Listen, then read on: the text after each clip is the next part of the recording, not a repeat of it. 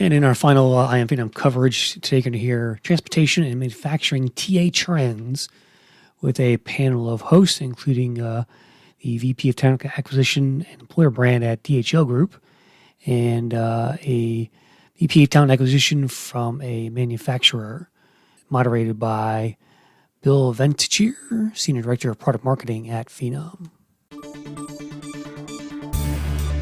Welcome to RecTech, the podcast where recruiting and technology intersect. Each month, you'll hear from vendors shaping the recruiting world, along with recruiters who'll tell you how they use technology to hire talent. Now, here's your host, the mad scientist of online recruiting, Chris Russell. For the Americas, so Canada through Latin America. Work for a company called Thales, which I doubt many people have heard the name here in the Americas. But we are a global technology innovation company. We have about 80,000 employees. We're in about 60 different countries. And we're an innovation company for artificial intelligence, big data, cybersecurity, quantum technology, for the avionics, aerospace and defense industries, and government work. Great, thank you so much for being here. Gail, how about you? Hi Bill, I'm so happy to be here also. So I'm Gail, I look after talent acquisition and employer branding for the DHL Group. So I hope most of you know what the DHL Group is and what we do. So we're the logistics provider of the world. We pride ourselves as the most international company in the world. We operate in almost 220 countries and territories globally, and we employ around 600 employees all over the world. Wow. Thank you so much. And I'm really excited to hear what both of you have to say for this audience today.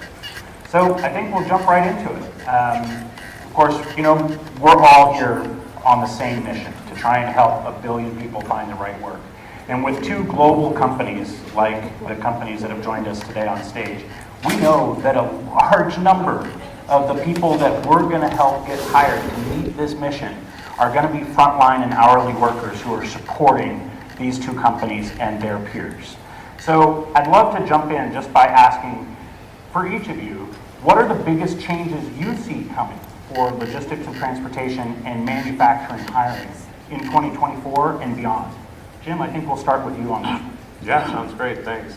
It's really interesting. I feel like the future challenges we're going to experience in hiring in this space really go back to 2021 is where the challenge really started. So in 2021, coming out of the pandemic, we all faced the Great Resignation. I'll speak specifically to Thales.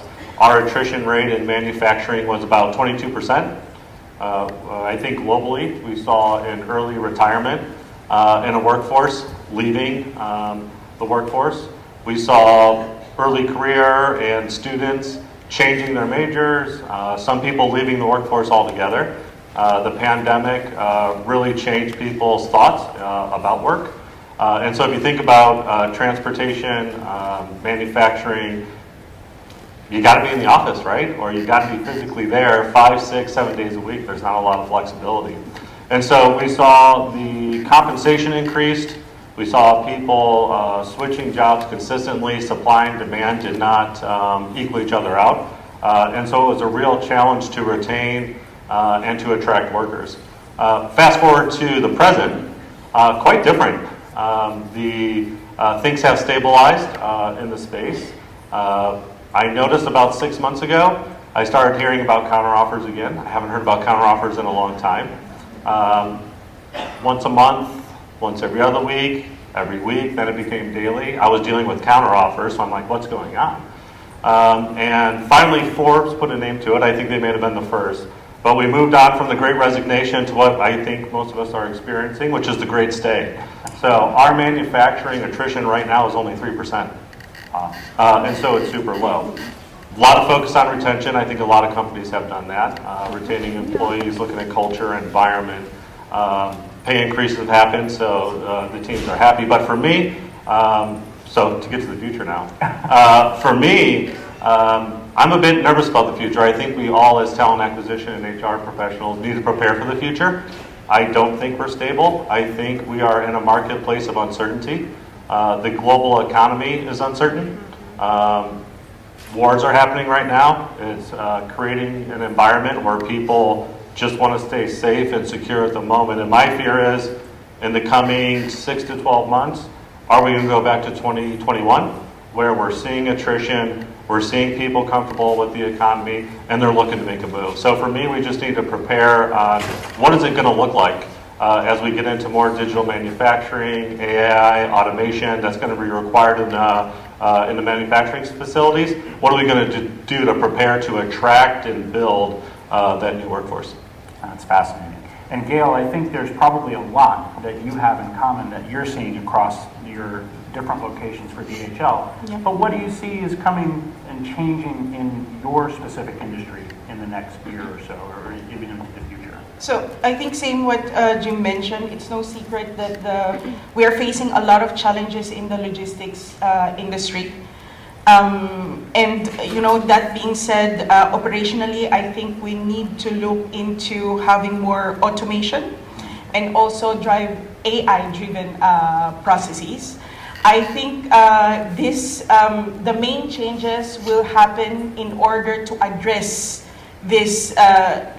all the challenges that we are facing. So as an example, increasing costs of operations, right? As I mentioned already, because of this increased cost, I think we really need to look into automation, AI-driven processes, and in my perspective, I think the new generation of hires will need to have that human-AI collaborative mindset or skill set, right? And secondly, we also see this in a lot of our countries is an aging workforce, right? So in 15, 20 years ago, we have seen already a lot of globalization, whether it's hiring internationally, offshoring, outsourcing, name it, right? So, and I think that companies would need to take this concept in the next level in order to address this aging issue. And last but not the least, I think one of the most precious commodities that we have right now is data. If we are able to use the data in an efficient way, it will be so beneficial in almost everywhere in our organization. It can be HR analytics to drive retention and engagement, can be market analysis to drive our top line and bottom line, can be simplifying our processes or just simply cost controls, right? So the list goes on and on and on. But I think for this to happen in a more structured and efficient way, there will also be an increase in demand for data scientists. But lots of new talent. Exactly, Yeah. exactly. But I think we should not also give all the responsibility to the data scientists, right? I think we also need to have leaders or people in our organization who are keen to know their numbers, who embrace these numbers, and be able also to do more or enable more data-driven decisions, right? But for me, generally speaking, I think it's not only for logistics, but all companies should really continue and strive, right, to be more attractive to talents. And that means they need to be more adaptive, they need to be more agile to the growing, and I mean growing, expectations of current and also new hires in the future, new generation hires in the future. Yeah, and so just to Gail's point, this is the challenge of the new workforce plan, right?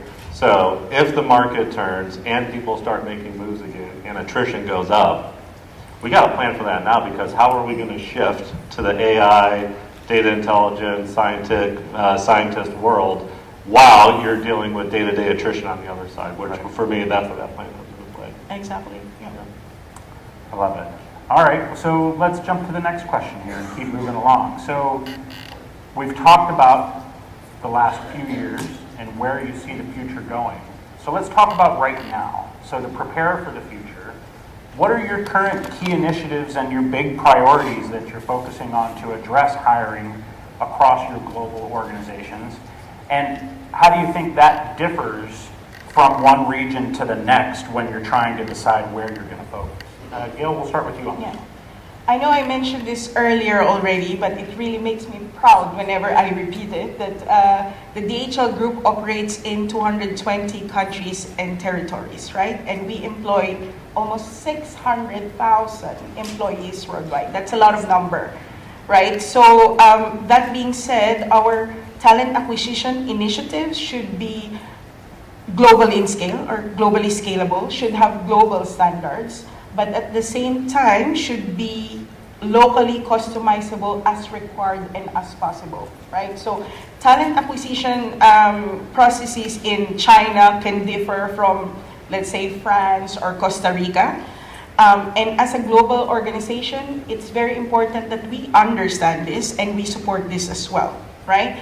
So in terms of initiatives, internally, I'm very proud to say that we grow our talent, right? So we really aim to provide them with the right tools. We focus on upskilling, training, so that they have the right attitude and, again, skills in order to be successful in their roles. We also highly support inter-company movement. I think all over the world, with our 600,000 employees, these are great resource worldwide. And I think we need to take care of these resources by letting them grow in the company, not just from where they are based, but also have an opportunity to move internationally. I can only set myself as an example, right? So being in the company for 17 years, I am fortunate enough through DHL to work in the Middle East. I work and live in Africa, in Europe, and now I'm based in the Caribbean. So, and I know so many other people who have the same experience as me, right?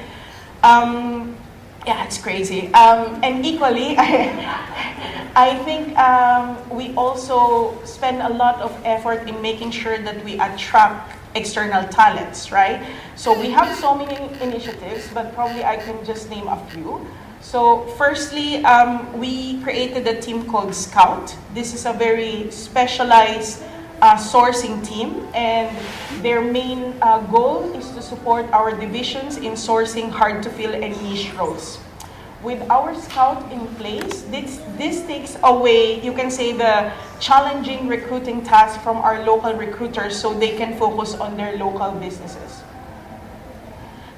Secondly, also, we invest a lot in employer branding, right? So in fact, we work closely with our brand marketing because we really want to increase reach and also position the DHL Group as an employer of choice and also as a great place to work for all, right? And in fact, we always look into innovative branding initiatives.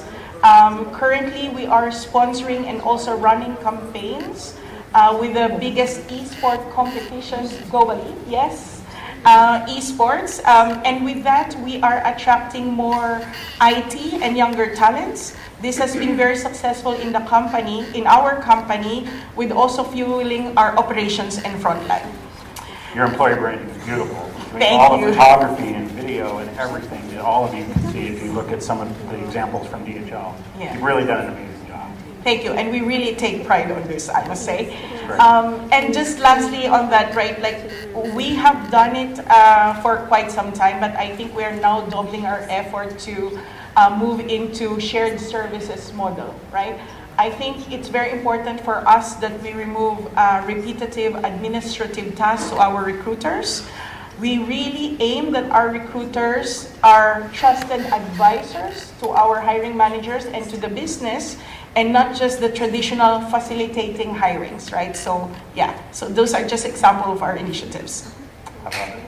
Jim, how about you? Let's hear a little bit about your current initiatives and how you're addressing the challenges. Yeah, a lot of synergies. It's great to hear what DHL is doing. Very motivating around the sourcing hubs, shared services, and some of the models we're looking to build. So excited to hear those synergies. I would say for us, the first thing that comes to mind is really just transformation of our TO organization from a farming mindset to becoming a talent marketer mindset. Outside of France, Thales is not a household name. So we have a lot of global synergies where we're looking at that transformation of how we approach talent acquisition as a marketer. But I also look at some of our synergies with our early career strategy. Thales has a 2030 strategy in place. So by 2030, it is our goal to engage with 1 million students worldwide.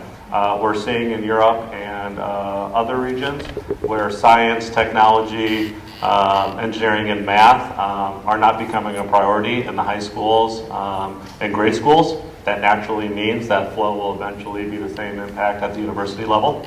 And so it's our goal to engage with 1 million students by 2030 to expose those students to technology and science and even STEAM, right, including the arts.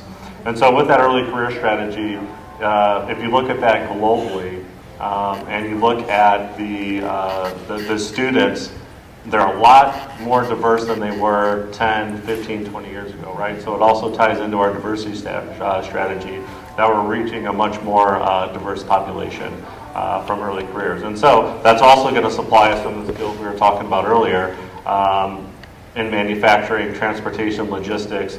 Some of those students coming out, they're going to have more of the robotics, mechanical, AI, technical type skills we're looking for in this industry. If I look at some of the difference though, globally, if I look at France, France has a little bit of a different challenge on their hands, right? Anywhere you go in France, you tell somebody you work for Thales, you're like, yeah, no kidding, who doesn't, right?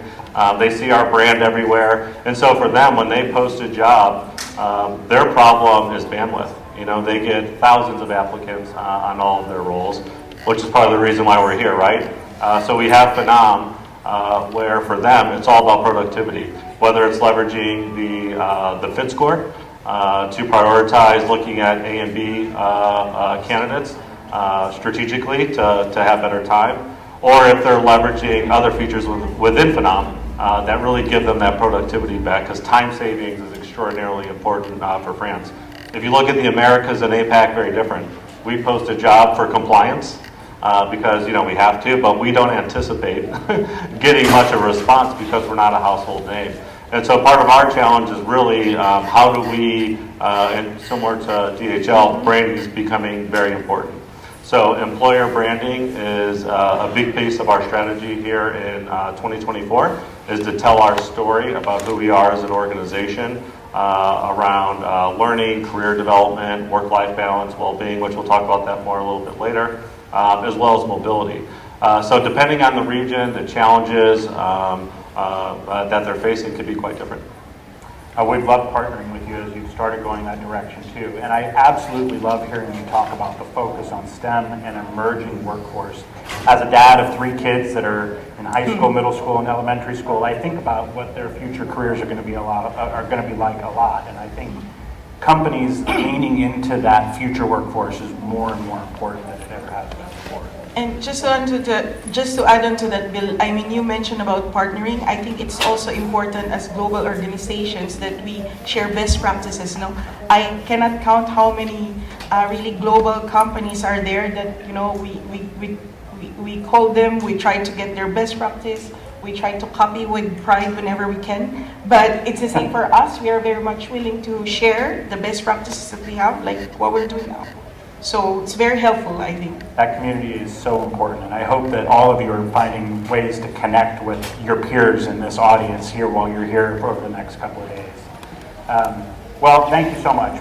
We are about 2/3 of the way through here, and I know we have a couple more questions that we want to go over, so let's move forward. So I think one of the things that we're all hearing a lot in the news is organizations focusing on that retention and turnover, particularly for frontline workers that are so key to your business success.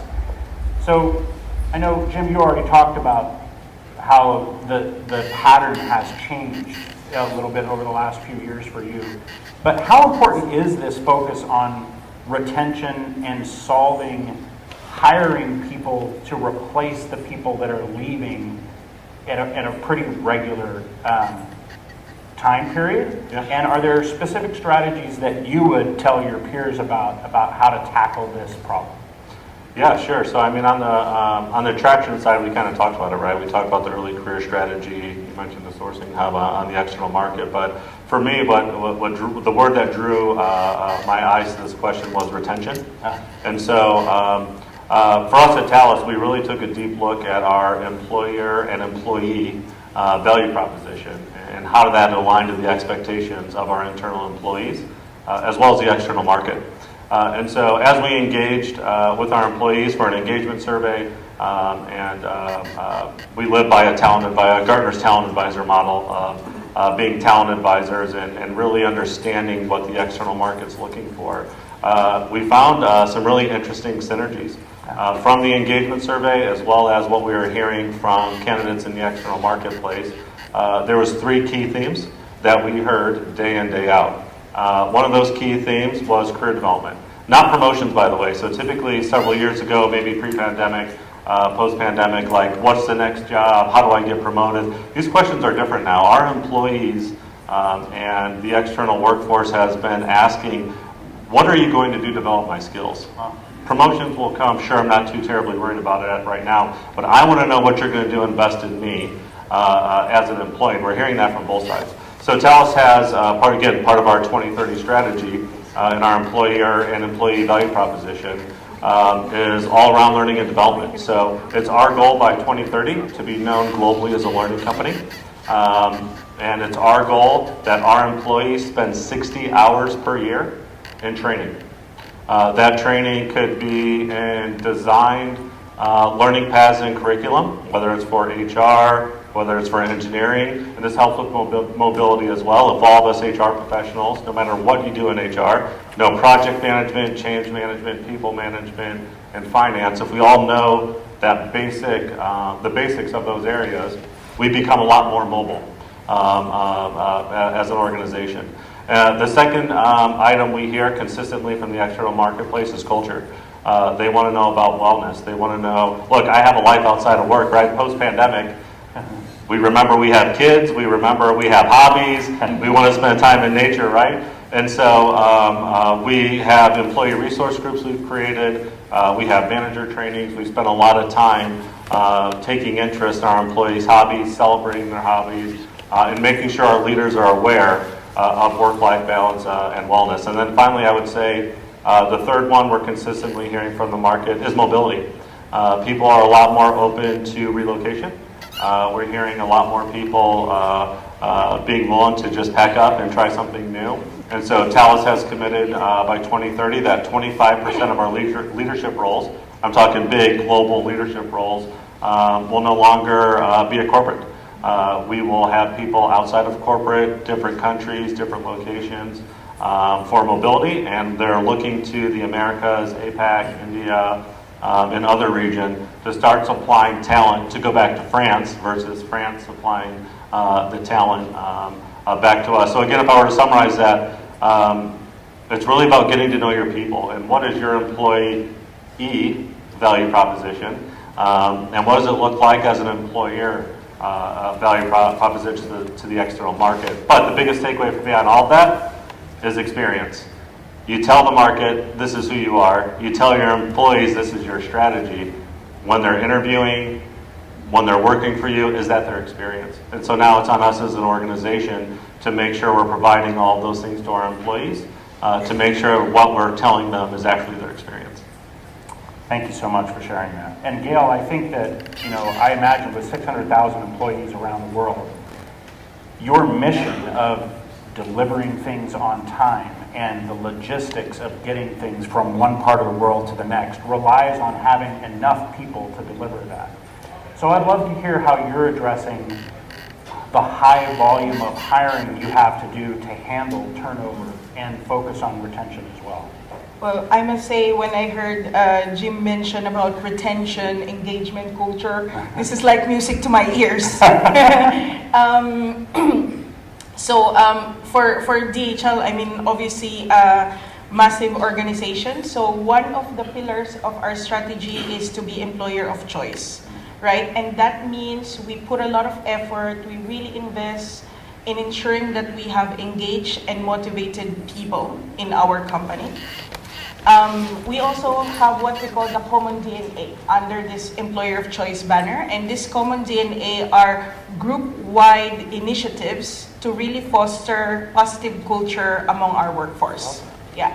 So I can give you examples. I mean, there's a lot, but I can give a few examples of what's under our common DNA. Firstly is DIB, Diversity, Equity, Inclusion, and Belonging. So we really aim that each and every one of our employee feels that they belong to our organization. And that means that we continuously review our processes, our policies, and also focus on creating awareness and training so that we can have the most inclusive environment to our diverse workforce, right? And on top of that, we also celebrate sharing talent in our organization. And in fact, we have a platform called Career Marketplace, which is very close to our hearts. So in this platform, employees are encouraged to really raise their hands and say, I want to move, I'm interested to move, I want to grow, right? And this is also linking to some of the, you can say, the training that's available to help them go where they want to go. And in return, their profiles are then visible to all hiring managers and recruiters across our organization, right? So, yeah, we don't want those type of traditional things. I'm afraid to apply type of thing. I'm afraid to move, so we don't want that. And lastly, and I think this is something that I'm probably most proud of, and our whole company, is an initiative called Certified. So we acknowledge that without our resource, our employees, this is the number one reason for our success. Rightly what you said, right? We have a lot of things to deliver. We have a lot of things to do. Business is big, right? So, and we also realize that, you know, we need to create a certified specialist team who live their, you can say, best-in-class culture, right? So these certified initiatives really provide a lifelong learning and also engagement to each and every employee. This starts from, let's say, onboarding on their fundamentals or having functional specific training up until leadership, right? And the focus also of the certified initiative, the certified program, is customer centricity, and really assist us in creating an environment where our employees can be their best every day. Of course, as I said, there's a million initiatives in our group, but also on top of that, there's a lot of engagement and recognition initiatives that's going on a local level. It's really good to hear all those areas that I didn't expect to hear, which is the focus on making people want to stay rather than just replacing everybody that has left. I think that's really important. It's a great example for your peers in your industry. So we're pretty close to the end of our time here, and we did want to ask, I think one of the things that's on a lot of people's mind, particularly in your industries, is how do we approach using AI and automation the way that our business is embracing AI and automation? When it comes to warehousing or manufacturing or even driverless trucks that some people in this industry are investing in, AI is really, really important in HR. So maybe real quickly here, so that we don't go too far over, can you talk a little bit about how you're using AI and automation in your HR process? Yeah. So in DHL, we try to leverage and use the existing tools and platforms that we have, right? So as an example, that means that we are implementing AI features, let's say AI interview scheduling, can be fit scores that, by the way, saves us a lot, hundreds of hours in CV screening, and also, say, custom email generation, right? So many other features that we do and we implement. I think there's a huge opportunity in this space, and this is why our company is investing heavily into automation, AI resources. At the end, what we want to achieve is provide our employees, our recruiters, our candidates, all our stakeholders the best possible experience, particularly on the talent acquisition space. I really think providing the best of experience is a big differentiator for us as a company. Also, just on top of that, we also receive almost 4 million applications yearly across the globe. So that's a huge number, right? And with that, we need to leverage on AI to help us not only simplify our process, but increase our productivity and also manage our costs, right? But to put it simply, for me, it's very important that we work with innovative partners who can help us achieve our goals, to really help us innovate, again, to provide the best of experience to all our stakeholders through automation and technology. Thank you so much. Jim, how about you with that AI question to mimic what your business is doing in the HR side? Yeah, again, a lot of synergy with DHL. So we created our own chat GPT at Thales for employees. So it's secure, it's on our site, we own it. And so we're using Thales's chat GPT to create job descriptions. We're leveraging it to research competitors for sourcing, industry trends, Boolean searches, right there on our own Thales homepage. So that's one way we're leveraging AI. And then I would say the other one, again, this is why we're here. This is why we invested in Phenom. When I joined Thales, I asked the team, what's your number one roadblock that can be removed? And we assess globally. Each individual talent acquisition partner spends 15 hours per week scheduling interviews. We have probably 35 different business lines reporting up to 5 GBUs, a lot of defense, security, cybersecurity. It's very difficult to see calendars depending on what server you're on. And so we went live with AI interview scheduling. And with AI interview scheduling, those 15 hours are now less than 1 per talent acquisition partner. And over 1 calendar year, we're looking at 137,000 hours saved for our talent acquisition partners as a whole. Just leveraging AI interview scheduling as it is. If you look at France, for them, again, that challenge of going through unqualified applicants with so many people applying to their jobs, we are leveraging Phenom's automations through the application for knockout questions, things of that nature to start eliminating candidates who don't meet the minimum criteria, whether it's location, years of experience, skills, things of that nature. And we're leveraging those automations to take that applicant to either being respectfully rejected, I hate that word rejected, and dispositioned in the system, to the ones that are qualified. They're no longer at review stage, so they don't even have to look. It's moving from application to recruiter phone screen. So now the talent acquisition partner is saving countless hours because the non-qualified candidates are dispositioned and your qualified candidates are already sitting there in a short list for the recruiter phone screen. So it's almost like your day's already set up for you. That's pretty powerful. Those are some amazing numbers. Another episode of RecTech is in the books. Follow Chris on Twitter at Chris Russell or visit rectechmedia.com, where you can find the audio and links for this show on our blog. RecTech Media helps keep employers and recruiters up to date through our podcasts, webinars, and articles. So be sure to check out our other sites, Recruiting Headlines and HR Podcasters, to stay on top of recruiting industry trends. Thanks for listening, and we'll see you soon on the next episode of RecTech, the Recruiting Technology Podcast.